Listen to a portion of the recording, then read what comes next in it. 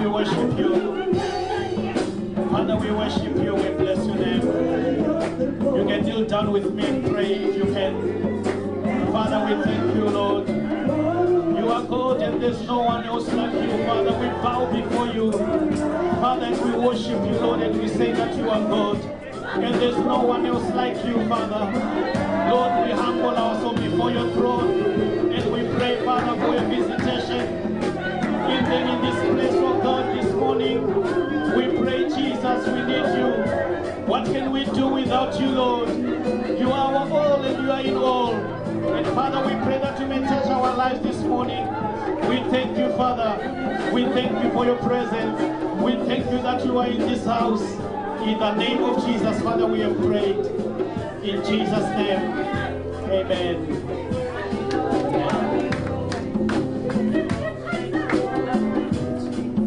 Thank you. Thank you, Lord. We thank you in Jesus' name. Amen. Hallelujah. Just want to greet you all in the mighty name of our Lord and Savior Jesus Christ. Amen. Amen. I'm going to welcome everyone who hasn't been here for a very long time. You are very much welcome. Amen. Amen. And also those that are here for the first time, if you are here, you are welcome. And I just want to thank the Lord for this opportunity to stand before you and share the word of God. I thank the Lord. Thank you, Rev, for allowing me to come and minister here. And Mama, thank you. In Jesus' name. Amen. Amen. Hallelujah. Okay. Praise the Lord. Hallelujah. I realized I was just opening my Bible, but I was not opening anyway. There's nothing in my mind at the moment. So let me talk to you. Amen. I want us to just communicate for a few minutes. Amen. And you talk to me, I'll talk to you. If you see somebody wearing a dust coat and a stethoscope, who is that? Doctor. Okay. I'm wearing a uniform. I've got a pistol on my side. I've got maybe some sleeves that are colorful, and I'm on the roadside. Who am I? Okay. I'm at a school, and I'm wearing some shorts and some long socks, and a khaki PE teacher. Okay. Okay. All right. Okay. The people. All right. Okay. I'm right. Where am I? Okay, praise the Lord. Okay, yeah, okay. I'm wearing a collar. It's a black shirt or purple or blue, light blue, and it's got a collar. I'm a reverend. Okay, fine. Not me, but somebody's wearing a gown, a crown, a white gown, nicely. It's a bride. Okay, fine. Okay. All right. Who else can we find? Who else do you know that wears a uniform? A nurse can wear a uniform. And you can see a fireman, you can see a soldier, and you can see somebody with a helmet, a hammer, and some boots. A builder, and you can see somebody with a spanner and an overall, and very greasy, like somebody I know who is in here. A mechanic. A chef. Yeah, a chef wears a uniform as well, isn't it? Okay.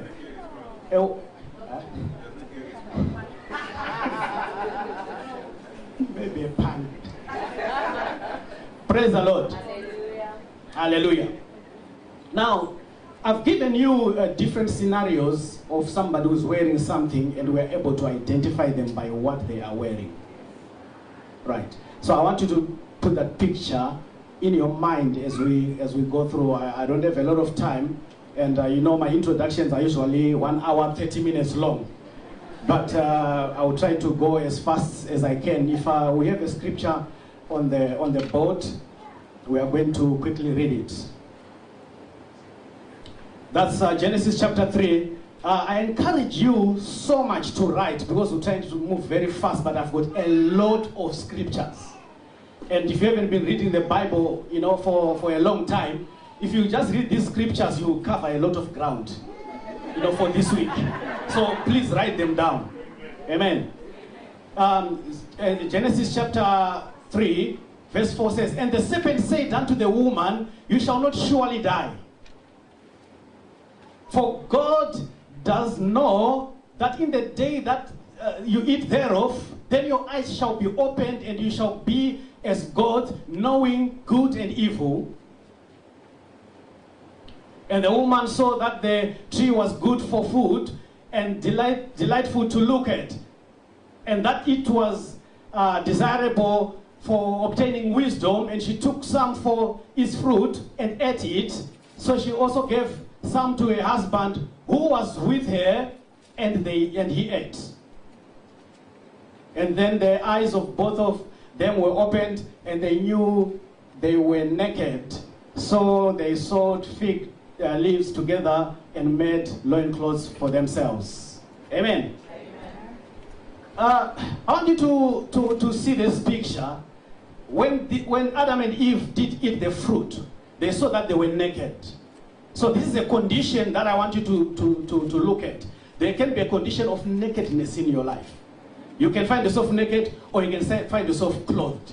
Now, just as Rev was talking about sin here, sometimes sin will undress you. It doesn't matter you're wearing a suit, doesn't matter you're wearing what, sin can undress you. So you'll be walking around thinking that you are dressed, but you actually be naked. Hallelujah. Because in the realm of the spirit, the only clothes that are observed are not these clothes that we wear. It's a different type of clothing altogether. So you might walk about thinking, if you think I'm lying, you can find that in Revelation chapter 3 as well. Let's read verse 21 before we go to chapter 3. Verse 21 of the same scripture. What God did. Then the Lord God made clothing out of skins for Adam and his wife, and he clothed them. So when God saw that they were naked, because God can see nakedness. So God can see our nakedness. It doesn't help me to come here and dress, today I dress differently and for purpose. Because sometimes we think, the preacher is the suit. We think the preacher, and we deceive ourselves. I might be sinning the whole week. But when I come here, I make sure I go and buy a good suit. So that you are looking at the suit and say, this is a man of God. Look at that. Hallelujah. It's not the dressing that I have that God sees. So I'm talking about garments, I'm talking about clothing today. That's why I dress different. So that we have a picture of what we are talking about. Many times I come in here wearing a new suit. It's been a long time, but wearing a new suit. And I come in here and then I go straight to the back there to get an envelope or to do something to greet the brethren there. And they ask me, "Oh, today are you preaching?" Because it's a new suit. But they think when you come dressed differently, you must be preaching. You must be preaching. Hallelujah. But God is not looking at the suit. God is not looking at what you have. God is looking at your heart. He's saying, the only garments that I recognize are not your clothes that you are wearing. You may come to church wearing something nice, wearing something fancy, but God is not concerned about that. People can be concerned, but God is not concerned about that. God is concerned about the clothing of righteousness which is in you. The only robes that are recognized in heaven are the robes of righteousness. The garment of praise, the garment of praise, the robe of righteousness. That is the only garments that are recognized in heaven. Let us read in Revelation chapter 3. To the angel of the church in Sardis write, the one who is the seven spirits of God and the seven stars says, I know your works. You have a reputation for being alive, but you are dead. No, many of us have got this reputation. Sometimes I get worried. 1 week, I am so down and but I talk to somebody and say, you are a great man of God. I really know that I've messed up. God doesn't even want to talk to me right now. Amen. I know, but because people probably hear the sound of my voice, or they see the demeanor that I'm trying to show to people, and then they just say, I think he's holy. Hallelujah.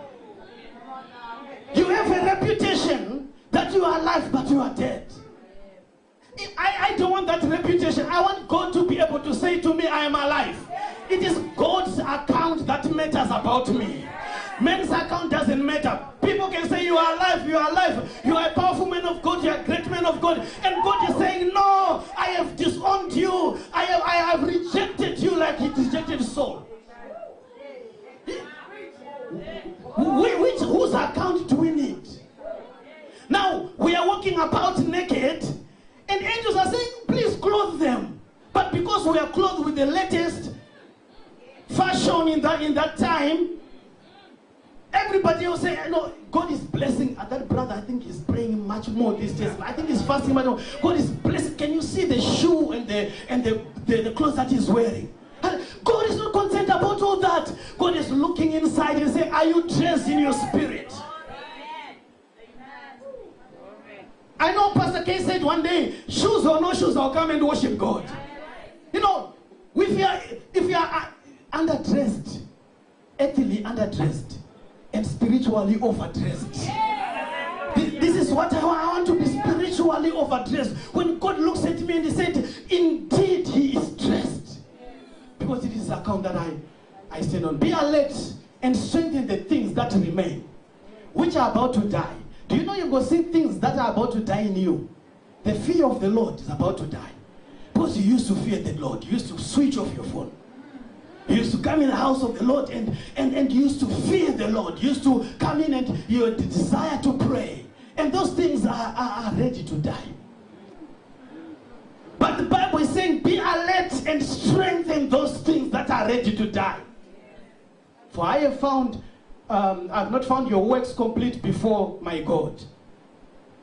Remember therefore what you have received and heard, keep it and repent. Remember therefore what you have received and heard, keep it and repent.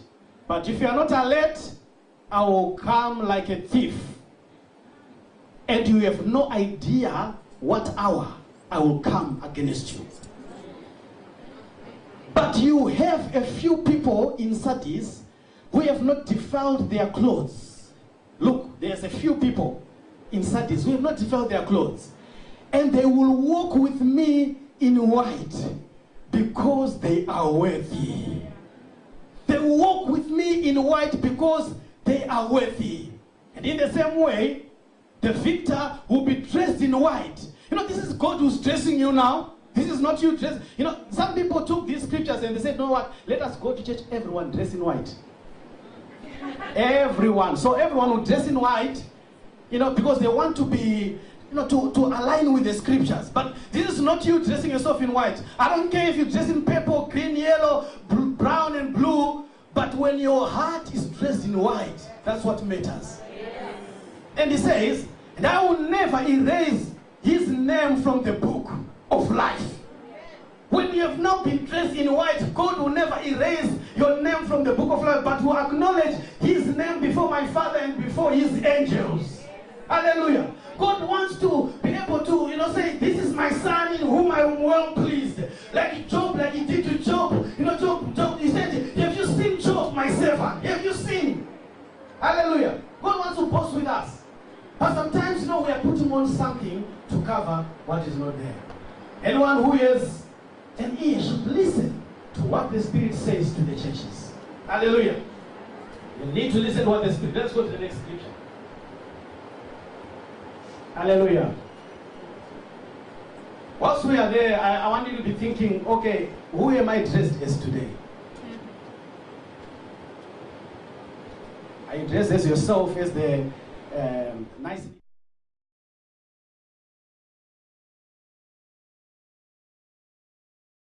in your heart, how God has dressed you. And to the angel of the church in Laodicea, write, Amen, the faithful, and the true witness, and the originator of God's creation says, I know your works, that you are neither cold nor hot. I wish that you were cold or hot. God even wishes that you were cold or hot.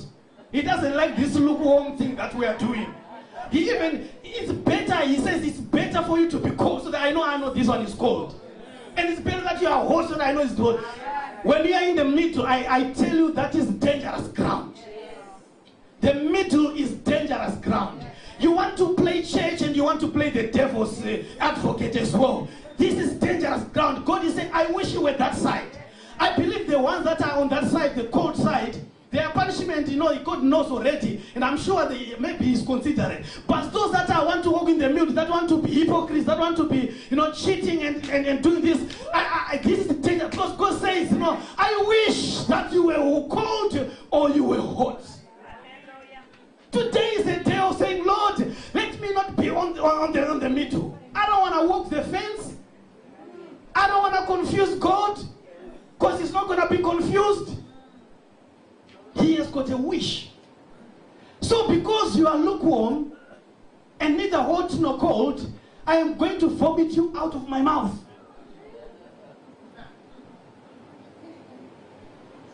You see, the ones that are cold, God is saying, I do not wish that anybody perish.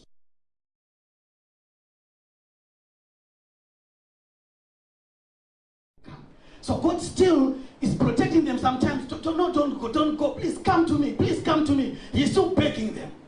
He's still fighting for them. He's still trying to bring them to himself. Those that are hot, he's having fellowship with them, it is well. But those that are lukewarm, the danger is he's saying, I will spit you out of my mouth. He's not concerned about you, because he's considering you as the worst person. Hallelujah.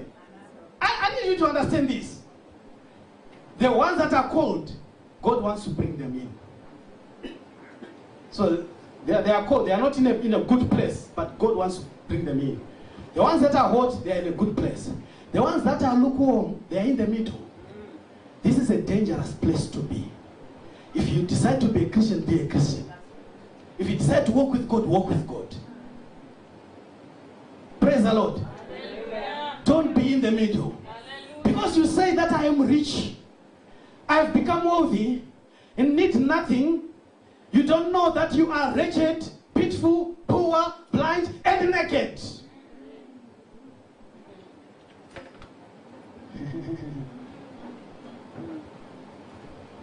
I advise you to buy from me gold refined in the fire so that you may be rich, and white clothes so that you may be dressed. This is not white clothes to go to the shop, to Asda or to whatever, McDonald's for clothes.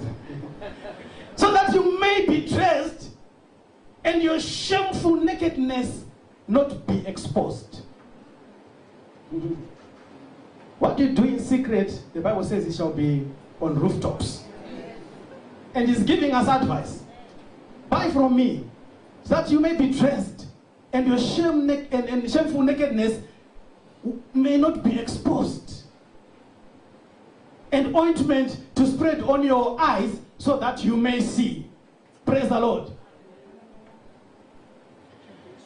As many as I love, I rebuke. I think we have heard this word before. I rebuke and discipline. So be committed and repent.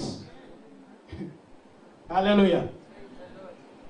This is the wrong platform to correct Auntie K, because I know I'm going to be in trouble. He said, when you are repenting, you must do a 360-10.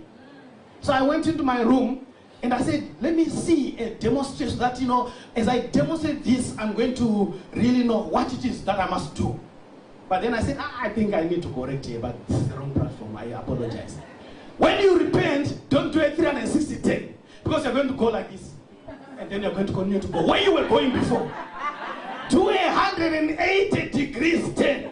So you were going there, 180, you are now going there.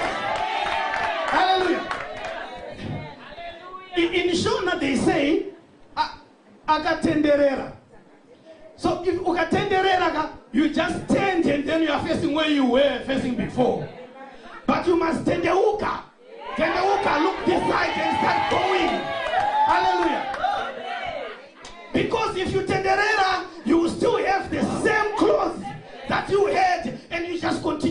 same way.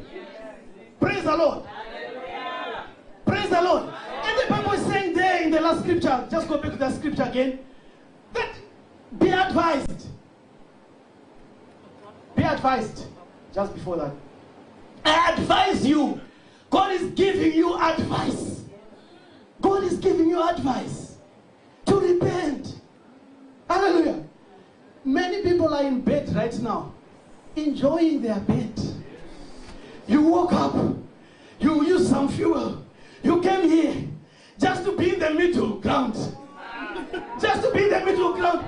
You should have just stayed in bed, you know, and have a lie-in, watch TV, eat ice cream,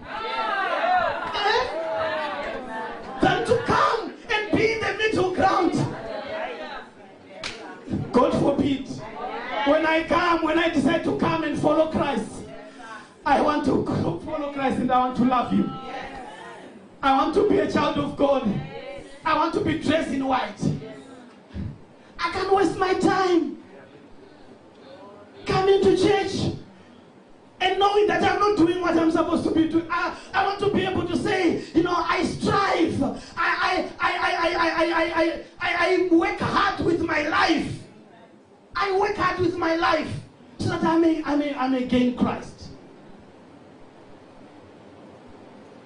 It is a great step that you've taken to wake up. And some of you were actually spitting on the model because you didn't want to be late.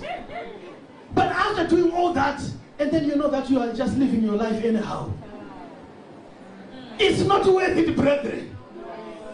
I am not asking you, or I'm not the one that's giving you the advice to repent. It's God Himself. Let us read the first. This is not part of the scriptures that we have. But in the book of Revelation, hallelujah.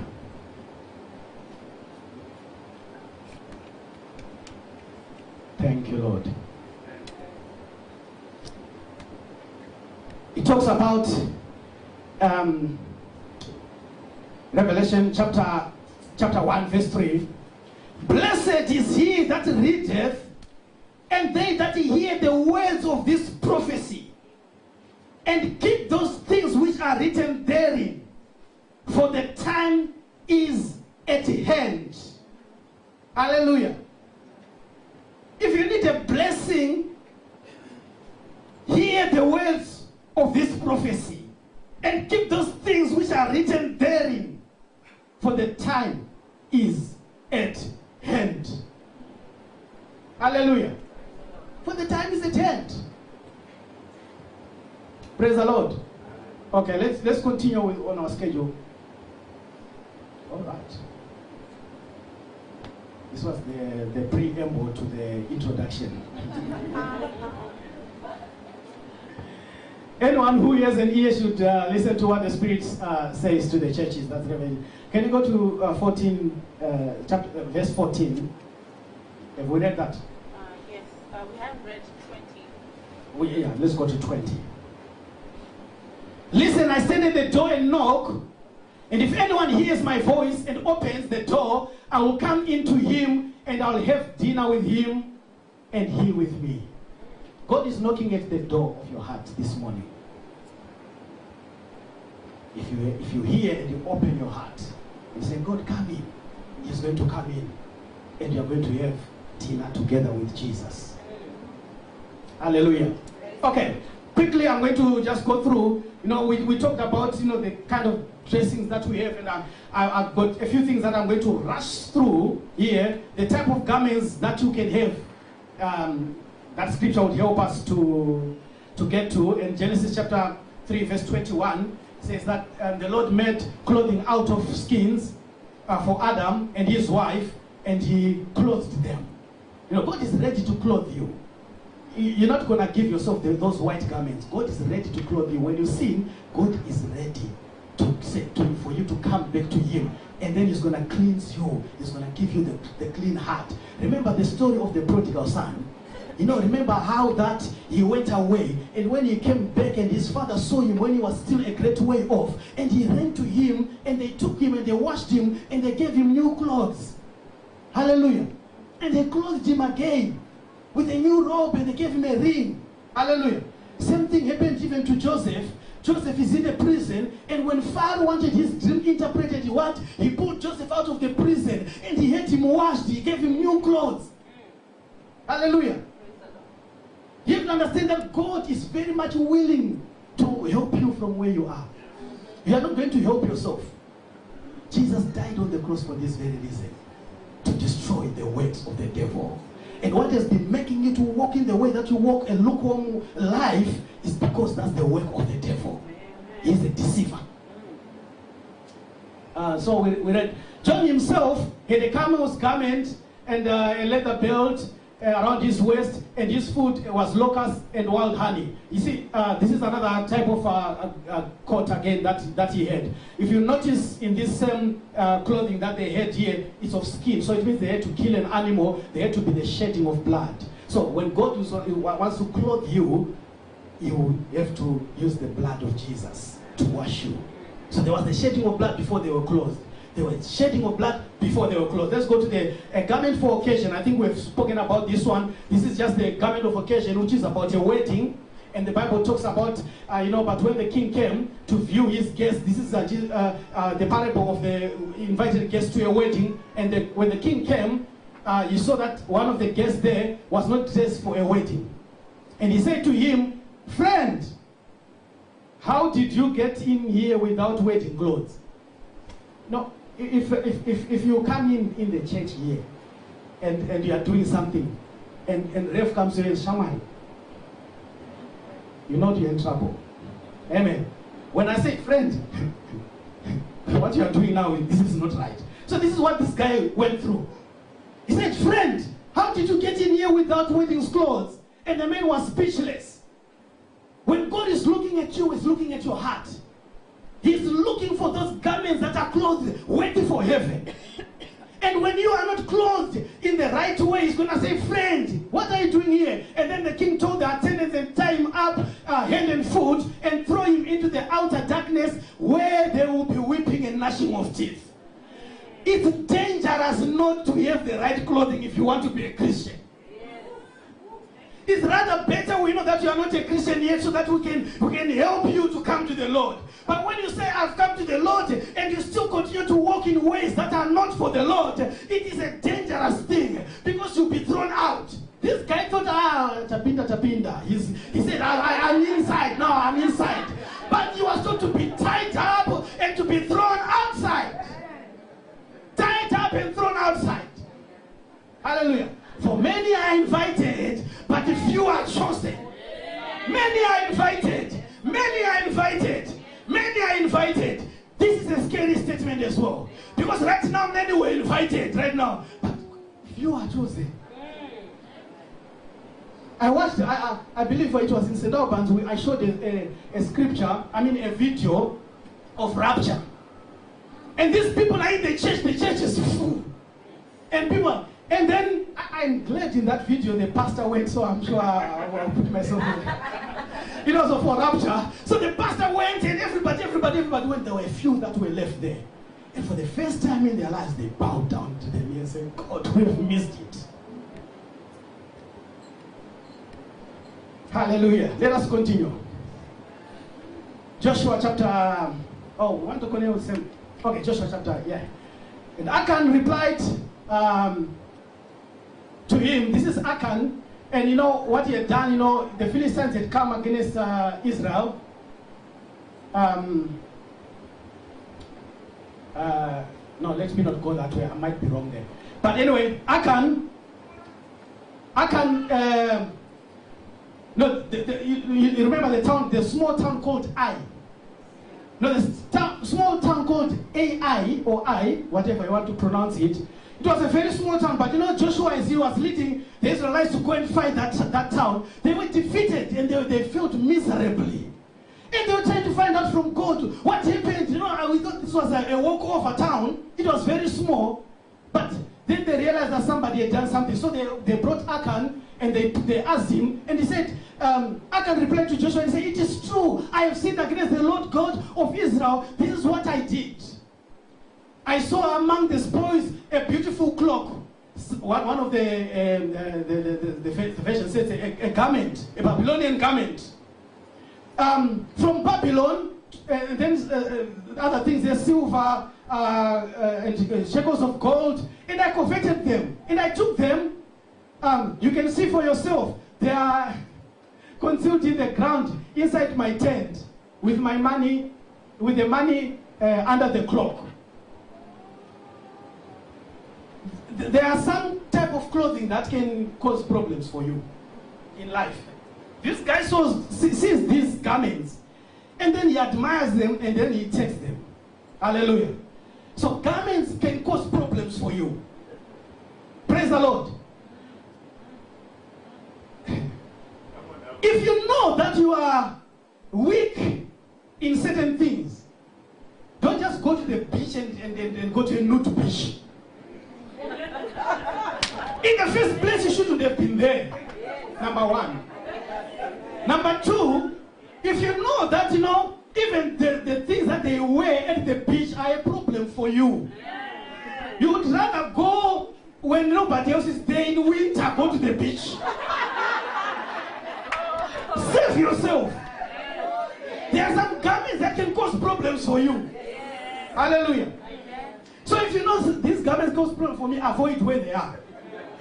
But there are some garments that can cause problems for others. Hallelujah. So if you know that these garments can cause problems for others, don't wear them. Hallelujah. Save others. Especially in the church here, the brothers, they love God. They genuinely love God. And they come so that they can meet God.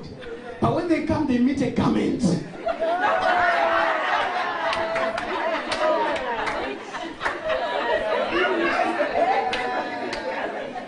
And then the whole day they are saying, this was too much for me. Hallelujah. But sometimes they can actually, come to church and they are living the wrong life. Sometimes they may even wake up to say, let me go and see what will be worn today. Because that one always wears the garments, Babylonian garments. Praise the Lord. Why am I saying that? Next scripture, please. It's not like I'm attacking anybody, but if a woman came to meet him dressed like a prostitute, having a hidden agenda. When we started, I said to me, one who is dressed like this is what? One who is dressed like that is what? One who is dressed like that is what? Clothes can define who you are. When this person just dressed, the Bible says you are dressed like a prostitute, which means a prostitute is a certain way of dressing. But if you begin to dress the same way, there's a problem. Because it's going to cause prostitutes, they dress to what? Having a hidden agenda. And what is the agenda? To seduce.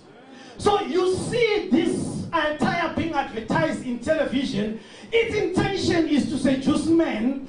You go, you like that attire, you buy it, and then you wear it, and then you bring it to church. Its purpose, why they created this, was to entice men.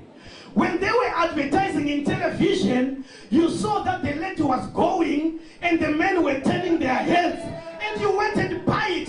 That advert itself is telling you this one is designed to entice men. So this kind of attire cannot be in church because it's designed to entice men. It's designed to make men miss the mark. So this kind of attire needs to stay at home with your husband. You can entice your husband, no problem.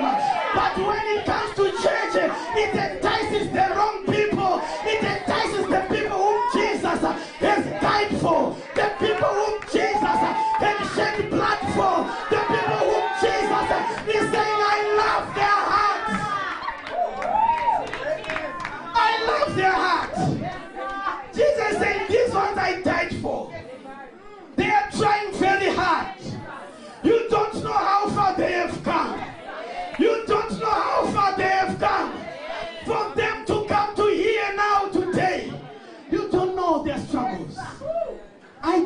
them.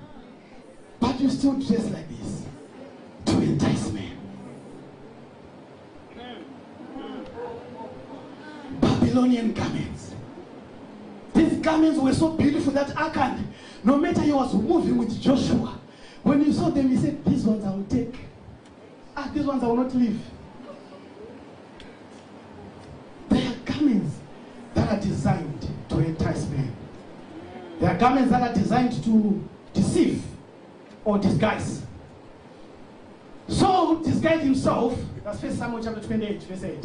Saul disguised himself, put him on a different clothes, and set out with 2 of his men, and came to the woman at night. And Saul said, consult a spirit for me, and bring up for me one I tell you. Oh, that was that the only one? Yeah, that's it. Oh, should I go back? Yeah, just continue. Okay, but anyway, he says he gave a different code. But okay, you can read the whole scripture. Don't worry, you can read the whole scripture. Now, what happened here is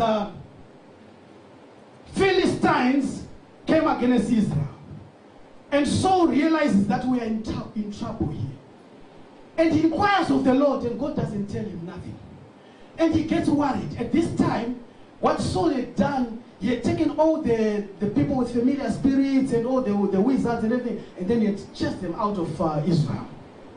Now, Samuel the prophet is dead. They used to hear from Samuel the prophet. Samuel the prophet is dead. And now, the Philistines come, and he knows that we're not going to win this one. So he inquires of the Lord, and God is silent. God is not saying nothing. And then he said, I need to go and find a person with a familiar spirit. So he goes to a witch of Endor, they call him in the Bible, and he goes to this witch. But now, because he had chased away all the familiar spirits, he knew that if he went and saw, she was just simply going to run away. So he disguised himself. So there are some clothes that are used to disguise.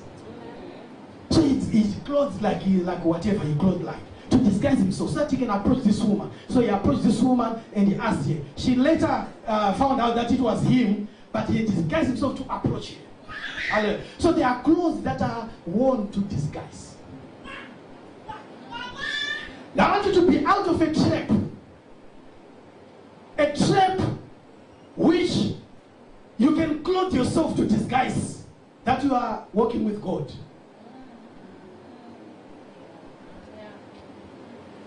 It can be physical clothes. You make sure you dress nice, you dress appropriately, the long dresses, if they're long dresses, and if you're a man, you don't show the six-pack, and everything.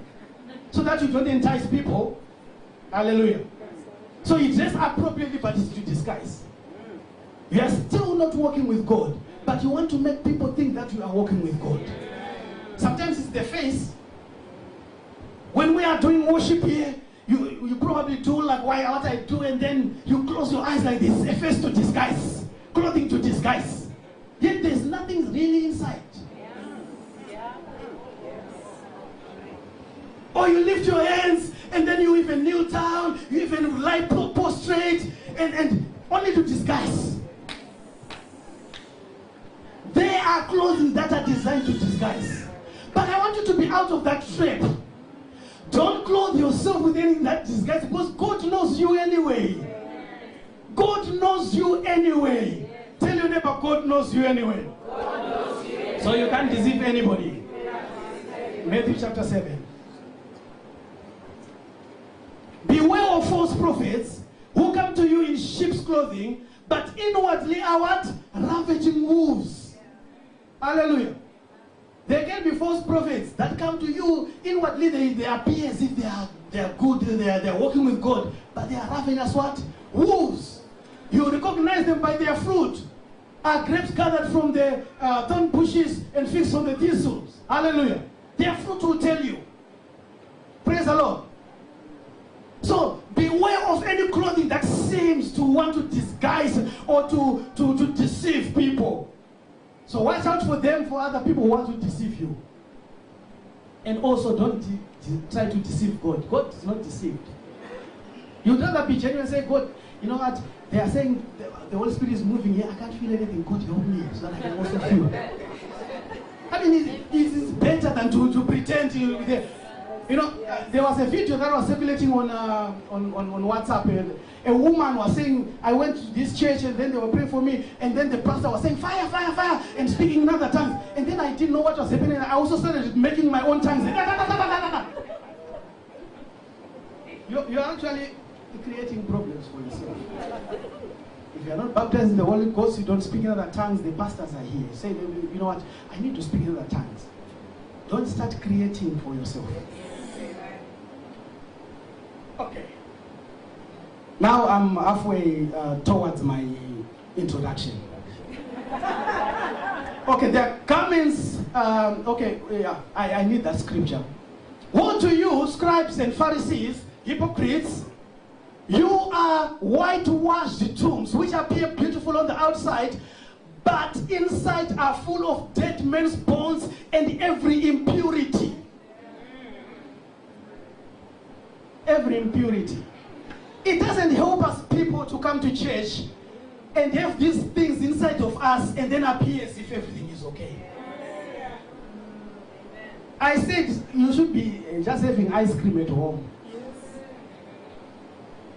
Hallelujah. We want God to help us. Anybody feel condemned by my preaching this morning? I'm not trying to make you feel bad. That is not the purpose.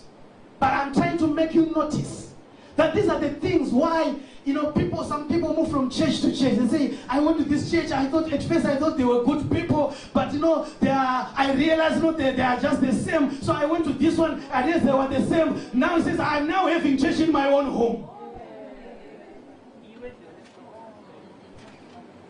And then at home, then he said, I'm so far from God. And then they start going, God channel. They're now starting looking for the church again, Facebook. They're now starting looking for the church again. Hallelujah. Why didn't you say, what is really in me? Let me examine myself. Let me examine, it starts with me. Hallelujah. Praise the Lord. So a tomb, you find it is all whitewashed, it's all clean, it's all looking nice, but inside bones and all kinds of impurity. Isaiah.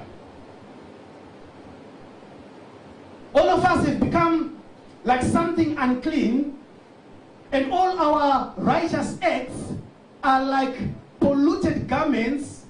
All of us wither like a leaf, and our iniquities carry us away like the wind. Hallelujah. Can you find that King James Version? What version is that? Oh, that's HSV. Just give me King James Version for that. All right. But we all are as an unclean thing, and all our righteousness are as filthy rags. Hallelujah. This is the term I wanted on that. Our own righteousness, when you try to become righteous by your own standards, it's like filthy rags before God. That's why I'm coming to you this morning and I'm saying to you, I'm not coming to condemn anybody. Because my own righteousness is like filthy rags before God. But I want him to be able to say, this is my good and faithful servant. So I want to be able to come to a place of repentance where I come to God and I say, God, help me. Lord, I want to walk with you again. I want to pray again that you may cover me and wash me with your blood. Then my righteousness shall be according to God. Jesus is our righteousness. Jesus is our righteousness. You cannot attain righteousness by yourself. All right. Zechariah chapter 3. Now Joshua was clothed with filthy garments and stood before the angel. Now this is a vision that is being seen, and Joshua is standing before wearing filthy garments, and he answered and spake unto those that stood before him and saying, take away the filthy garments from him. You see, God is concerned. He wants to take away all the filthy garments that we have. All the filthiness that we have, God wants to take away. He wants to take away. Can you hear that? He wants to take them away. It is not you only who desires to give them up. God himself wants to take them away. But sometimes it's us who is clinging to them. we cling to them. You know, I gave an example last time. I said, if you are delivered from pornography, don't take the things and say, I was prayed for today, delivered from pornography. Take the tapes and then put them in the loft. Hallelujah. Don't put them in the loft. Because it's just you hanging on. It's just you hanging on. I don't know what you do, but break them, bend them, you know, fry them, even the ash, go and flush it in the toilet. Hallelujah. So God wants to, but we are still hanging on to some things. God wants to say, get rid of this, but we are still hanging on for some things. Yeah, hallelujah. Yeah, I'll be fast now. Okay, so and he answered and spake to those that stood before him, take away those filthy garments from him. And unto him he said, behold, I have caused thine iniquity to pass from thee, and I will clothe thee with a change of raiment. Hallelujah. God wants to change your raiment today. God wants to change your garments today. Hallelujah. And he said, okay, let's go to the next one. I'm just giving you, no, let's go to Jude. Praise the Lord. Have you been writing notes? Yes. You can just go through and read, see all those things, all those kind of garments that can be there. Keep yourselves in the love of God, looking for mercy of our God, of our Lord Jesus Christ, unto eternal life. So keep yourself in the love of God. And of some, having compassion, make a difference. Always try to make a difference in somebody else's life. And others, serve them with fear, pulling them out of the fire, hating. That word hating means you don't like. Even garments spotted by the flesh. So you begin to hate anything that puts a garment on you that has been corrupted by the flesh. So if adultery corrupts you, you know, you begin to hate it. The problem is people don't hate the sins that they fall into. They love them. And I believe last time I said, you know, sin is very, it's likable. If sin was not likable, nobody would be doing it. But it's likable. So, because it's likable, it's a big problem. But you need to come to a place where you're going to start to hate sin. To say, God, I want to learn to hate sin and to keep in the love of God, like where we started from. Praise the Lord. So, right now, begin to think of the thing that makes you fall all the time. And say, Lord, teach me to hate this thing. Hallelujah. Okay. Let's go to the next one. There's a garment called the old man. It says that you put off concerning the former conversation the old man, which is corrupt according to deceitful lusts. So this guy is a big problem, the old man. Because when we came to Christ, old things have passed away, and behold, all things are becoming new. So this guy must be dead. So this guy must not show up anywhere in our lives if we are now living a renewed life, a saved life, a born-again life. But this guy keeps showing up in our lives. Hallelujah. So he says, put off this old man. Let's continue. Hallelujah.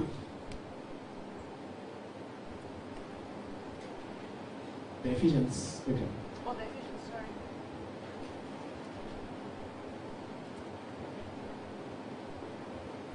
Praise the Lord.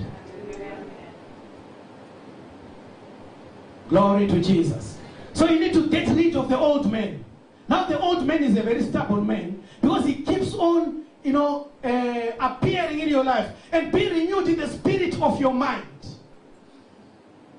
That you put on the new man, after which after God is created in righteousness and true holiness. So put on this new man. This is your new garment. This is your white garment that God wants you to have. Wherefore, putting away lying, number one. Putting away lying. You know, there's some people who, their heart no longer beats when they lie. They They look you straight in the eyes and say, no, I was not there. And they don't blink. Hallelujah. I'm sorry for dead Frank and Pastor Audrey and all, because sometimes it will show in your skin. You go there and say, hey, she's lying to me now. But for me, I look at you and lie. No redness. There are some people, their hearts no longer beats when they lie. And they say, put away lying. Put away lying. This is the biggest. It's for everyone. You know, it's for everyone. A person is busy sleeping with an appointment at 9 o'clock. And you call them at 9:10, they are sleeping. And then you say, you're still asleep. I say, I don't know, I woke up a few minutes ago. You can tell that the phone woke them up from the voice. And this is somebody you're calling because you want to go for evangelism. Hallelujah. Now, speak every man the truth with his neighbor, for we are members of one to another. Why should we lie to one another? Amen. If I don't have your money today, I just tell you, no, I couldn't raise the money. Amen. I should say, I know the check didn't go in time. I'm waiting for it to clear. When it's a lie, I don't have the money, I don't have the money. Whether you like it or not, I still don't have the money. What can I do? I still don't have it. I'll wait until I have it. I'm sorry it's inconveniencing you. Yes, I am very, very, very sorry it's inconveniencing you. But today I don't have it. Why should I lie to you? I should just tell you the truth. Amen. You know what? It's not working. Amen. I'm really sorry this is inconveniencing you. I don't have your money. Praise the Lord. He says, be angry and sin not. Do you know that even in this place right here as we are talking, there are some people who are still angry with you for what you did last year or what you did in Oxley's. Right here, right now, there are some people who are still angry with you for something that you did in Oxley's. Be angry and sin not.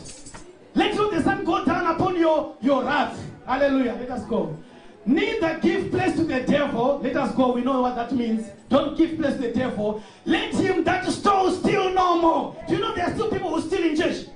Tongue speaking. Tongue speaking Christians. They still steal. Hallelujah. And then they'll just go and say, no. I mean, it just refs water. Let me just get it. It doesn't matter. You know, he was going to give me even if I asked. You didn't ask for it. Why didn't you ask for it? You must ask for it. Wait for you to be given. Anything that you are taking from anywhere without being given is being stolen. Hallelujah. Without permission, if you didn't buy it and you are taking it, it is being stolen. Then there are some people say, even where I work. The phone, they just tell me, you can call. When nobody said you can call anyone you want, they said you must call business calls. They pay for that phone. They sweat for that phone. They budget for that phone. They don't want you to call Africa when you're not supposed to call Africa. If you want to call Africa, ask them and say, I want to call Africa. Can I have the phone? And they will say, no. So if you're still calling Africa when you have not asked them, then you are stealing. Hallelujah. Workplace. Carlo Tanagoshanda. Let him not steal no more, but rather let him labor, working with his hands, the things which is good, that he may give to him that needeth. Hallelujah. Do you know we have people that need here, but we can't give them? It's because we are still stealing. We are still stealing there. So our hands can't labor and be productive. Most people say, how can I make you productive? We are stealing from others. But when we become productive with our hands and we stop stealing, things will begin to multiply and we have enough to give the poor. Hallelujah. Let no corrupt communication proceed out of your mouth, but that which is good to the use of edifying, that it may minister grace unto the hearers. Whatever you are talking these days, does it minister grace to those that hear? And there are some people that just talk. I know when I begin to talk to my mom here, anything that I say is going to leave here depressed, or it's going to leave somebody having been thoroughly polished by being talked about. And then you ask, has it ministered grace to you? No, it has made me hate that person, number one, or it has made me laugh at that person, number two. It has made me look down upon that person, number three. It has made me not want to be associated with that person, number four. It has brought disunity. It has brought division. But the Bible says, let no corrupt talk come out of your mouth, but that which is good for edification, so that it may minister grace to the hearers. So you need something that ministers grace to the every time you open your mouth, ask yourself, is this ministering grace to the hearer? Is this ministering grace to the hearer? Every time you pick up your phone to call somebody, say, is it going to minister grace to the hearer? Is it going to minister grace to the hearer? And grieve not the Holy Spirit. These things, all of them, they grieve the Holy Spirit. Who, whereby you are sealed unto the day of redemption.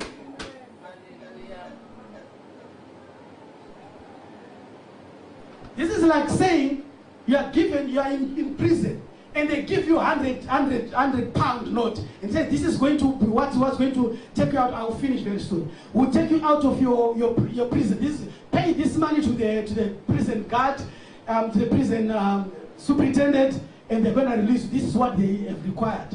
And then you take it, you tear it up into small pieces, and then you flush it in the toilet. This is what we are doing. When we are grieving the Holy Spirit, this is what we are doing. This is our seal for the day of redemption. But if we grieve him, we are busy destroying our ransom. Let all bitterness and wrath and anger and clamor and evil speaking be put away from you with all malice. Hallelujah. And be kind one to another, tender-hearted, forgiving one another, even as Christ's sake hath forgiven you. Hallelujah.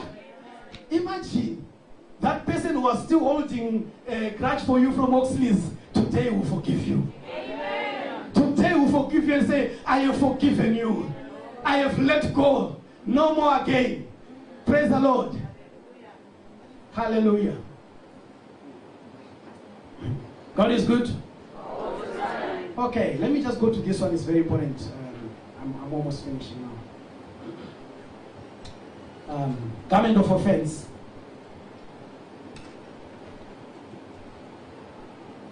And that's in Matthew chapter 24. The one we read was Ephesians chapter 4, yeah, from verse 22. And they shall deliver you up to be afflicted and shall kill you. This is in the last days. Chapter 24 talks about the last days. And you shall be hated of all nations for my name's sake. So you shall be hated by all nations. And then shall many of you be offended and shall betray one another and shall hate one another. So offense comes so that you betray one another and then you hate one another. So if offense comes in this house, if you're offended by somebody, if you're offended by the leadership or offended by anyone in this room, it comes so that there may be division and then we hate one another. Hallelujah. And this is a garment that you can wear, a garment of offense.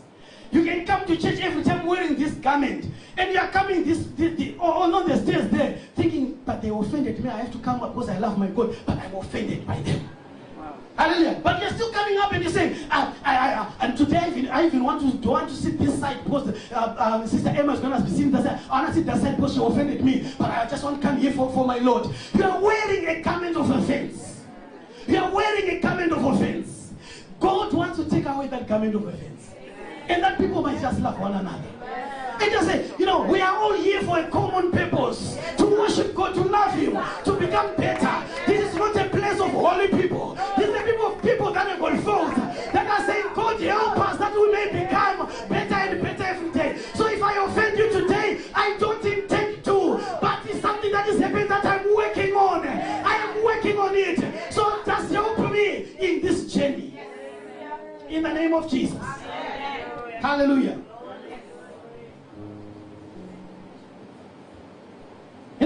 Samuel, David, he had this garment of offense.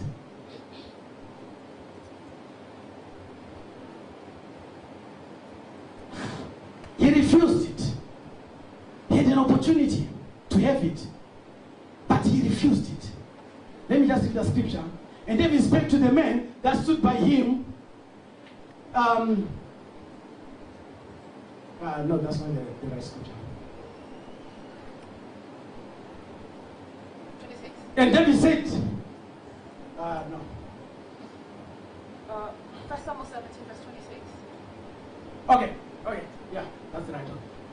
And then spake to the men that stood by him, saying, what shall be done to the men that killeth the Philistines, and taketh away the reproach from Israel? I think it's a long scripture, but let me just narrate the story. Now, David is tending the the sheep for his father, and his brothers are at war when they were fighting the Philistines, and Goliath was there. And these guys have spent 40 days and 40 nights running away from Goliath. David shows up, and his brothers, Eliab says to him, you are very naughty, why did you leave the sheep there? He could have been offended by that. He could have been offended by that and said, but why are you talking to me like this? And then he would have gone back to the sheep. But he refused to take the garment offense. He said, no, what shall be done to the man who kills this man? When you allow yourself to be offended, you fight your breakthrough. You fight your own breakthrough. Because your breakthrough is in your endurance. Your breakthrough is your endurance. Your breakthrough is in ignoring offense and moving on. When you accept offense, you begin to move backwards and you go back to 10 sheep. But he said, no, I want to know what's going to be given to the man that's going to fight the Philistines. And then he took a stone and he put Goliath down, and he became the king of Israel. And the song was sang for him that he has brought down many thousands. When you allow offense, when you allow being offended, you are actually fighting your own breakthrough. Hallelujah. Praise the Lord. In the name of Jesus. Elisha faced the same thing. Elisha is walking, and Elijah is about to be taken, and he's walking with him. The sons of the prophet say to him, do you know that your master is going to be taken away today? And he said, don't worry about that, I know that. And he still couldn't choose to move on. If you were somebody who says, but Reverend Lloyd, I'm also one of the pastors. Why didn't you tell me? How can I hear it from the people that are even not pastors? I should have heard it from you. I want to be offended. Yeah. But if I allow offense, I am fighting my own breakthrough. I must be able to say, oh, that's what's happening, no problem. Let us continue to move on. Because I know I'm more moving forward to my breakthrough. Don't allow offense. This guy got anointed, double portion of anointing. When he went now, they crossed the river Jordan, and he saw Elijah being taken. He said, my father, my father. And you know what came down? A garment. Hallelujah. A garment. Hallelujah. When he put on the garment, he went to the sons of the prophet. And he said, where is the God of Elijah? He hit the river, and the river parted. He began to walk, and he said, wow, the spirit of Elijah is now upon him. When you don't allow offense, you are moving in a line of breakthrough. Don't allow anybody to offend you ever. Don't allow anybody to offend you ever. Just move on. Just move on. Just move on. Whatever they say, whatever they do, just move on. Just move on. Just move on. Just move on. Amen. Hallelujah. Glory. Glory to Jesus. Okay. This one, I will not read the scriptures, probably just to conclude this. Now you can have a garment of love, and you know the garment of love, Genesis chapter 37, verse 3. We hear that Jacob made a garment for his son Joseph. It's a garment of love. And that was the coat of many colors. Garment of love is very good because it shows that you are loved, you are being embraced. Hallelujah. But you know what? The garment of love can also cause problems for you. Now, look at this. If Reverend Lloyd and Mama show that they love me, some people in here are going to start saying, why him? They always do that to him. It causes problem for me. But also remember, it's also causing you a problem because you are now offended. You are now allowing offense. Yeah? So it's a garment of love, it's a good garment, but it can cause problems in the church. Hallelujah. But I want you to say, I will not be offended. If he is loved, let me also love him. And when pastor sees that I love him, he says, oh, if he loves this one I love, so I'm going to love him as well. And love is going to just spread like that until we all love each other. Hallelujah. Yeah. And just to make you clear about that, Rev will never come close to you unless he's working something on you.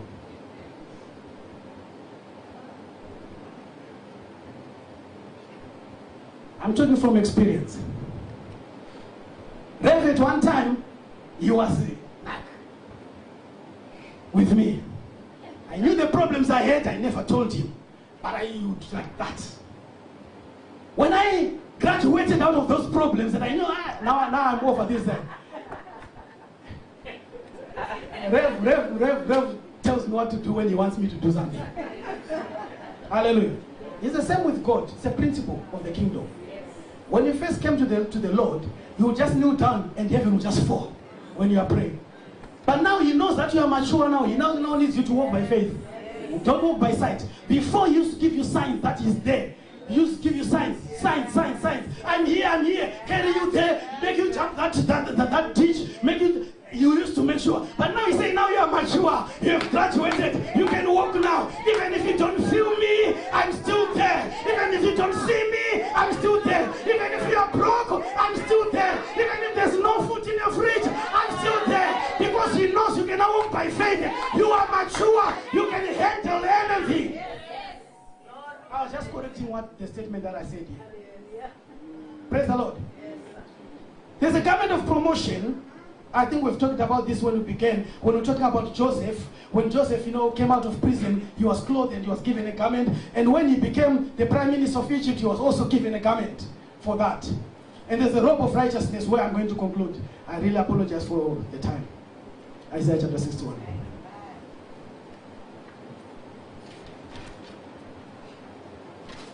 Hallelujah. Isaiah chapter 61.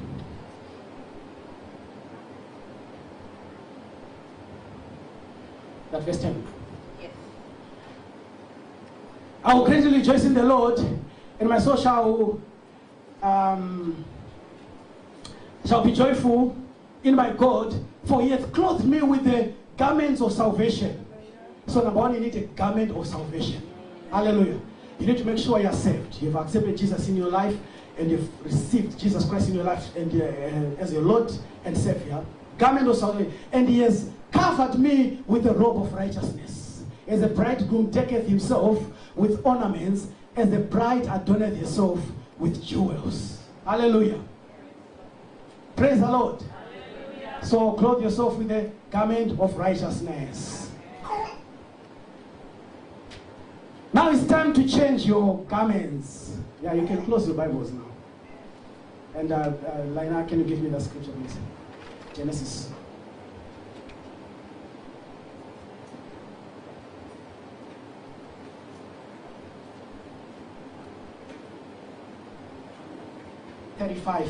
Verse 1 to 3.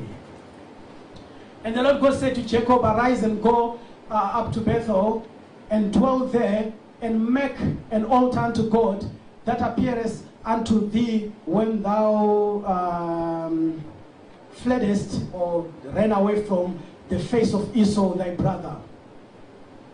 Then Jacob said unto his household and to all that were with him, put away the strange gods that are among you, and be clean, and change your garments. Hallelujah. Right now, I just want to urge you to begin to get some things sorted in your life. To say, I want to get rid of this, I want to get rid of this. It's staining my garments. And it says, let us arise and go up to Bethel, and I'll make an altar unto thee, to the God who answered me in the day of my distress, and was with me in the way in which I went. So God will always be with you in the way you went. And Ecclesiastes chapter 9, verse 8 says, let thy garments be white. Hallelujah. Ecclesiastes chapter 9. Let thy garments always be white.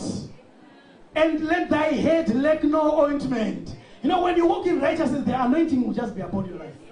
The anointing can't help it but just flow over your life. Let thy garments be white. Make a decision today. Job always kept himself clean. Revelation chapter 16, verse 15. Okay, that's Job. There was a man whose name was Job, and that man was perfect and upright, and one that feared God, the fear of the Lord that was spoken in this place, and he eschewed evil. He tried to run away from where evil was. Some people run where evil is. When they hear that, people are sinning there, and we have seen a naked woman there, that's where they run. They run, let's go and see. Hallelujah. Okay. Behold, that's now Revelation chapter 16. Behold, I come as a thief. Blessed is he that washeth and keepeth his garments, lest you walk naked and see his shame. And the garments that I'm stressing today is the garment of righteousness. The garment of righteousness. Let us stand.